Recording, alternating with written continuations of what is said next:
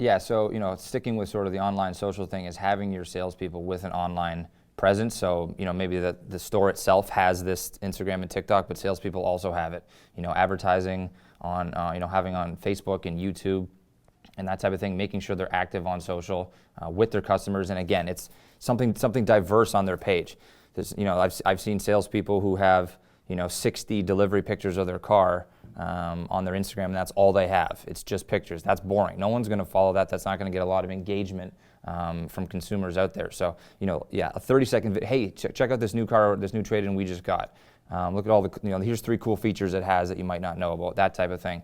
And this could kind of go for an operations one as well, but having signing and branding for your used car department. I've seen a lot of, you talk about OEMs and the new cars is the first thing on the website. At our store in particular, I know it has at other OEMs too, people come in and go, I didn't even know you sold used cars. I didn't know you had a 2016 BMW. Yeah, we got that in on trade for a Yukon. And I had no idea you guys even sold used cars. So even having a separate sign is something as simple as that. People going, oh, there's the used car department. I'm going to go see what they have. That's a good one. Justin, anything you'd like to add to that in-house strategy? The more information we have about the units that we have in stock, the better, and the more forthcoming we have to be with that information to the customers. Having some, we've currently got them, we call them storybooks, but basically you open it up, it's got the Carfax. If it's a vehicle that was bought at your dealership, traded in at your dealership, serviced at your dealership, we've got full service records that we can provide to the client and say, hey, look, this is what was done to it. This is the history of the car. This is the whole story of the car. This is what you're getting into. And that immediately bumps up the value of the vehicle because then they know what the car they're getting, where it comes from and who it belonged to roughly, but that they took care of it. And then that your dealership can provide the necessary services to keep them coming back for the service throughout the service process as well. They already know this car inside and out, especially if it is one of these A cars as we call them, right? They know that your dealership is going to be able to take care of them. I've always liked those, but I'm always kind of curious. I'm curious, like, what do you think the next version of that is? Because I think that storybook. I mean, I've been in a dealership as long as I can remember, right? So, I definitely think there's an opportunity to kind of modernize the storybook. So, Ted, I'm curious for you, like, how would you modernize that storybook? I think when you're dealing with a trade, and I think there's one thing, having the storybook history is great. I think you turn the onus on to the customer a little bit. We developed a one-page form that we filled out at Plaza Group, and it was to the customer that was trading in the vehicle, and it was a series of questions. What did you love about the car? What did you not love about the car? What were one of your favorite memories? Those types of things. And I think you can take the answers back. The most important question at the end was, would you want one of your family members to have this vehicle? Right? Obviously, if the customer's going to say, yeah, I would feel good about giving it to one of my family members, then you know that it's probably been well maintained and those types of things. So, it's just taking that concept, getting that, and then I think you make that part of the story of the car. So again, we go back to the digital, we go back to the social media platforms, we talk about Instagram, and there's a story, right? Rather than just static pictures, we create the story. This was John F's car. We don't have to say full names, right? We've got to, have privacy. But this was John F's car, and John told us that he loved this car. One of his favorite memories of this car was when he took it from here to here with his family for their first vacation at the beach, right? Whatever it might be. And you're going to have these wonderful 30-second snippets of how that vehicle can then, for the family might be buying a car for the child's turned 16, they're looking for a decent used car. What a great one. The guy that owned it took his family down to Disney, whatever, any of those types of things.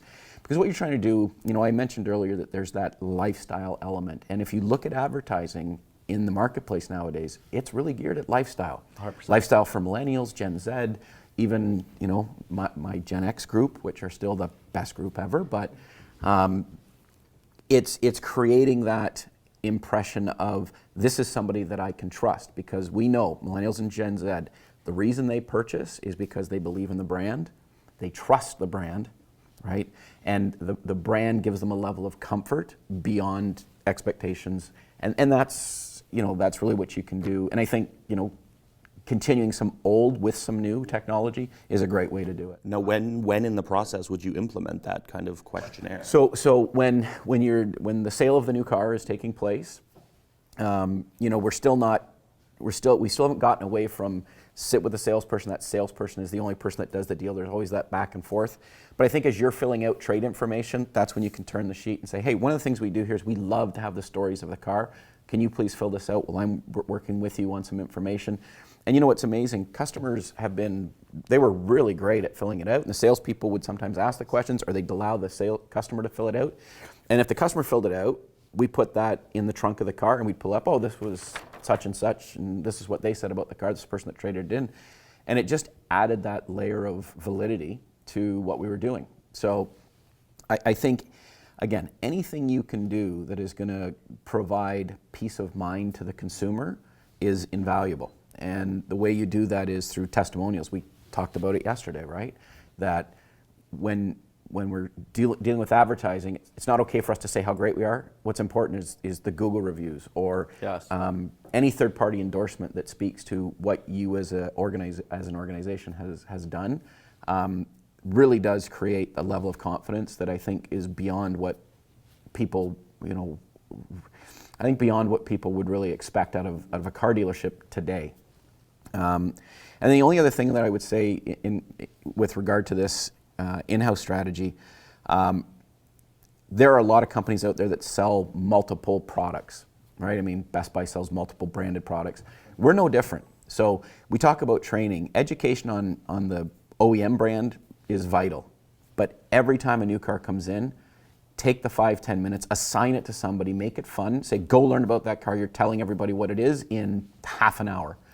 And have them go online, whatever they need to do to learn every nuance about that vehicle, and then present to the rest of the staff. I agree with you. I think product knowledge with used cars is a big one. Especially at franchises, because I think we fall very much so short of this. And it's like, if I'm looking for a more modern or progressive department, I want to work with a professional. I want someone that I come into the Chevy dealership and I asked you about the 2016 BMW, and you could actually tell me something about this. It's make the team part of the education process on the car that comes in. So often it's the used car manager who writes down the notes, talks about it. Hey guys, here's the information.